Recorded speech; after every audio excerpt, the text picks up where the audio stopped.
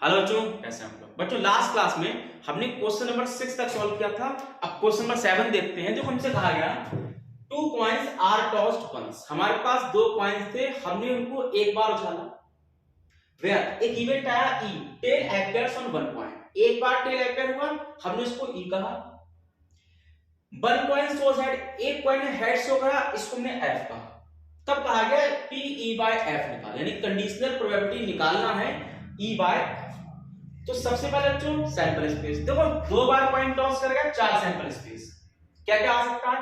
मान लो पहले दिखाया हेड, दूसरे ने दिखाया हेड। क्लियर?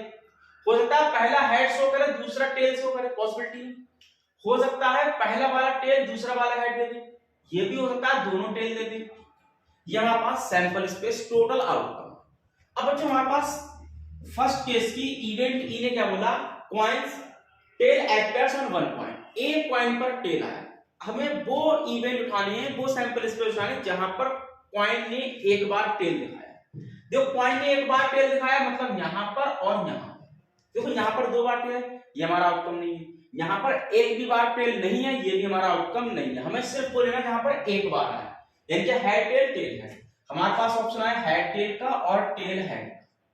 ठीक है, एफ क्या होगा बच्चों इसका? इन्होंने बोला 1 कॉइन शोज हेड, एक कॉइन ने हेड शो करा। तो फिर यहां पर दोनों कॉइन ने हेड शो करा, ये भी आंसर नहीं है। यहां पर कोई भी हेड नहीं आया, ये भी आंसर नहीं है। एक बार हेड यहां पर है, एक बार हेड यहां पर है, यानी कि एफ इवेंट के सैंपल स्पेस बिल्कुल सेम।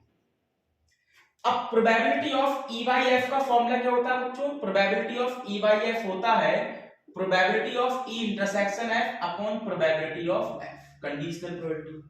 मतलब इसको फाइंड करने के लिए उनका इंटरसेक्शन जरूरी है। अब इंटरसेक्शन का मतलब क्या है? दोनों में क्या कॉमन है, दोनों में क्या कॉमन है, क्या एक सा है। देखो H to H to same, TH TH same, मतलब दोनों के सैंपल स्पेस बिल्कुल सेम है। लगा value.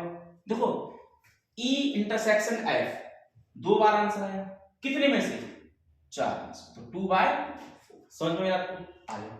Probability of F, F कितने हैं? 2 आउटकम, कितने में से? 4 में से, 2/4। 2/4 से 2/4 कट गया, आंसर आया 1, यानी कि E बाय F होने की प्रोबेबिलिटी केस 1 में है बच्चों। केस 2 देखते हैं। केस 2 में क्या कहा गया? तो हमसे कहा गया इस बार ई दिया नो टेल अपीयर्स, कोई भी टेल नहीं आया। जब कोई टेल नहीं आया मतलब सारे के सारे हेड है, और सारे के सारे हेड सिर्फ यहां पर है, मतलब इस केस में ई क्या बना? हेड और हेड। समझ पर? क्या बोला? नो टेल अपीयर्स, कोई टेल नहीं आया। देखो यहां पर तो एक बार टेल है, आंसर नहीं है। यहां भी एक बार टेल, ये भी आंसर नहीं है। यहां पर 2 बार टेल, ये भी आंसर नहीं है। हमसे पूछा गया कोई टेल नहीं आया, मतलब सारे हेड है, सारे हेड। एफ क्या बोला गया? नो हेड अपीयर्स, कोई हेड नहीं आया। अब जहां पर कोई हेड नहीं आया वो सिर्फ एक जगह है, दोनों टेल है। बात सिंपल मेरी। ठीक है, अब क्या इनका इंटरसेक्शन? क्या दोनों में कुछ भी कॉमन है? हेड है, टेल टेल, कुछ कॉमन नहीं। जहां पर कोई चीज कॉमन ना हो वहां पर एक नल सेट मिल जाता है 5। इसका मतलब क्या? कुछ भी कॉमन नहीं। तो probability of E intersection F क्या है बच्चों? देखो यहां पर कोई भी एलिमेंट नहीं है, मतलब इसकी प्रोबेबिलिटी 0। तो अब यहां पर probability of E by F second case में क्या होगी? Probability of E intersection F upon probability of F.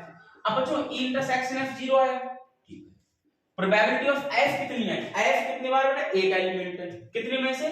4 में से, तो 0 बार 1/4, आंसर आया 0, सब खत्म। बात समझ में मेरी? नोट कर ले, नेक्स्ट क्वेश्चन।